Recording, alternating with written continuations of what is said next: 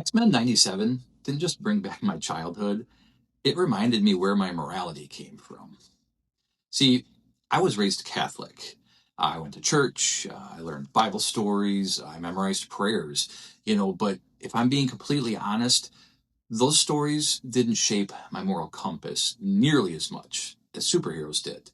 And after watching the first two episodes of the new season of X-Men 97, I remembered something that I'd thought of a long time ago. My morality wasn't born in church. It was born on Saturday mornings. Welcome to Geek Philosophy, where it's all geek to me. One of the strange things about memory is that it doesn't remember what we're told. It remembers what moves us.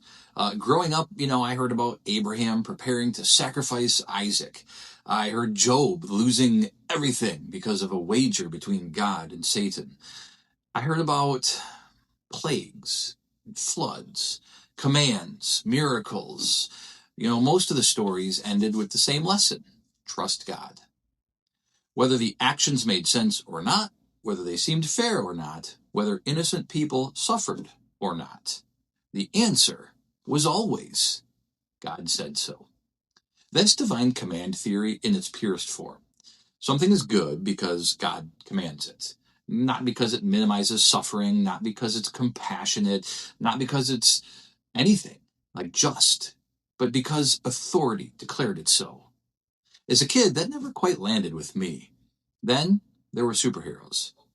Batman never said, I'm right because authority says I'm right. Spider-Man wasn't moral because a cosmic being handed him his commandments. The X-Men didn't fight because Professor Xavier issued orders. These heroes argued, they questioned, they failed. Sometimes they were wrong. And when they were, they had to live with it. Those stories weren't asking me to obey. They were asking me to think. The first episode hit me harder than I expected. Scott and Jean finally have the opportunity to bring Nathan home. Their son, right? Child that they lost. Every instinct says, take him home, love him, raise him, keep your family together. But there's one problem.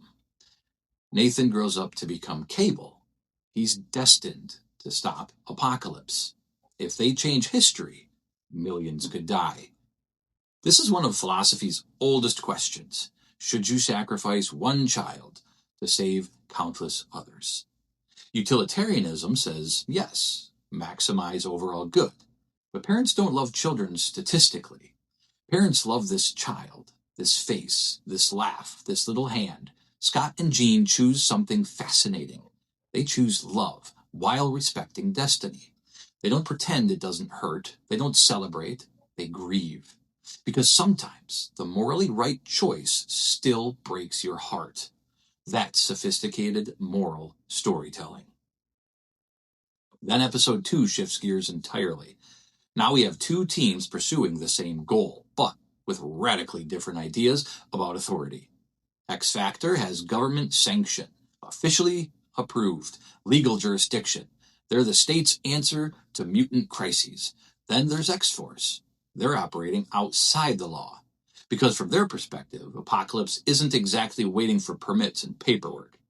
Suddenly, the question isn't simply who is right. It's who has the authority to decide what's right. Can a government claim a monopoly on legitimate force? Or do ordinary people have the right, even the obligation, to act when the state can't or won't? If X-Force breaks the law but saves millions, were they justified? If X Factor follows every rule and fails, were they actually moral? We've been wrestling with these questions for centuries. And that brings me to this month's philosophy recommendation. One of the reasons I partnered with Logos Publishing is because they're producing editions of the philosophical classics that are actually enjoyable to read. And this month's featured book couldn't have been timed any better. It's Thomas Hobbes' Leviathan. If you've ever read Hobbes, here's the basic premise. Imagine a world without government. No laws, no police, no courts. Just human beings competing for survival. Hobbes believed life in that condition would become what he famously described as solitary, poor, nasty, brutish, and short. His solution? People voluntarily surrender some of their freedom to a sovereign authority, a Leviathan, whose primary purpose is to maintain peace and prevent society from collapsing into chaos. Sound familiar? That's essentially the argument X Factor is making. We're legitimate because society gave us authority. But X-Force pushes back with an equally compelling question. Well, what happens when legitimate authority isn't enough? When following the rules allows evil to win? That's exactly why I love pairing philosophy with geek culture. These aren't dusty academic debates. They're the conflicts driving some of our favorite stories. So, if X-Men 97 has you thinking about government, authority, freedom, and the limits of law, I can't recommend this edition of Leviathan enough.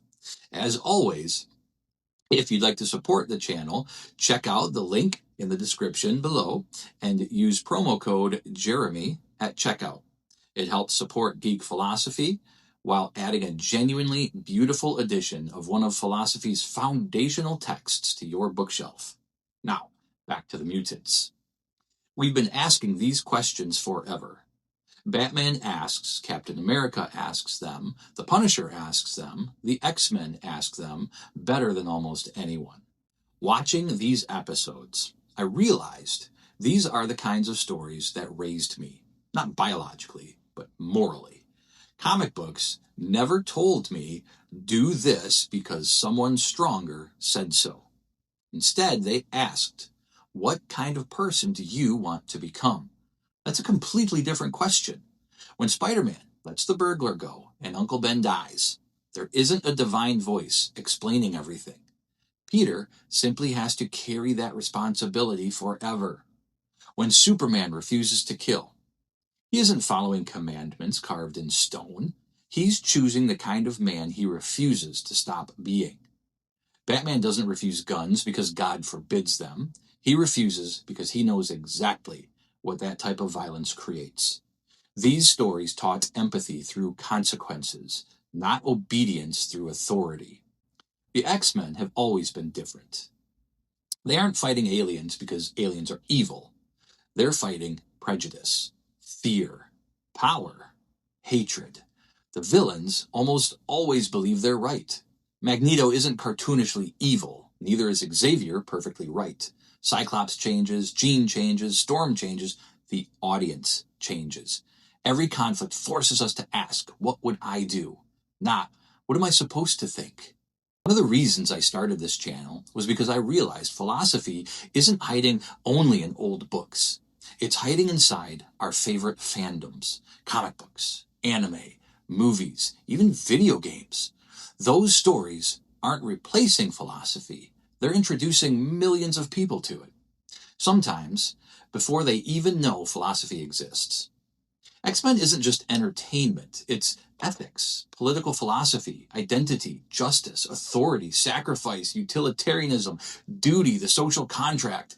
The philosophy is already there. Geek philosophy simply points at it. I still appreciate many things about my religious upbringing. It introduced me to questions about meaning, purpose, forgiveness, hope. But when I ask myself, what stories actually taught me how to treat other people? The answer isn't difficult. It was Superman, Spider-Man, Batman, Professor Xavier, Cyclops, Jean Grey. The X-Men taught me that morality isn't about perfect obedience. It's about wrestling with impossible choices and trying to become someone worthy of making them. And maybe that's why these new episodes resonated so deeply. Not because they remind me of being a kid, because they remind me of the stories that quietly helped make me the person I am today. If the rest of this season continues like these first two episodes, we may end up talking about utilitarianism, virtue, ethics, free will, identity, civil disobedience, maybe even Nietzsche, before apocalypse is finally defeated. So if you enjoy finding philosophy hiding inside your favorite fandoms, then subscribe to this channel, because every week we'll be asking not just what happened, but what does it mean? And if you enjoyed this episode, please like, share, and subscribe. If Share it with someone who still believes comic books are just for kids, because the greatest superhero stories have always been philosophical thought experiments wearing capes. This has been Geek Philosophy, where it's all geek to me. And until next time, don't just watch, think.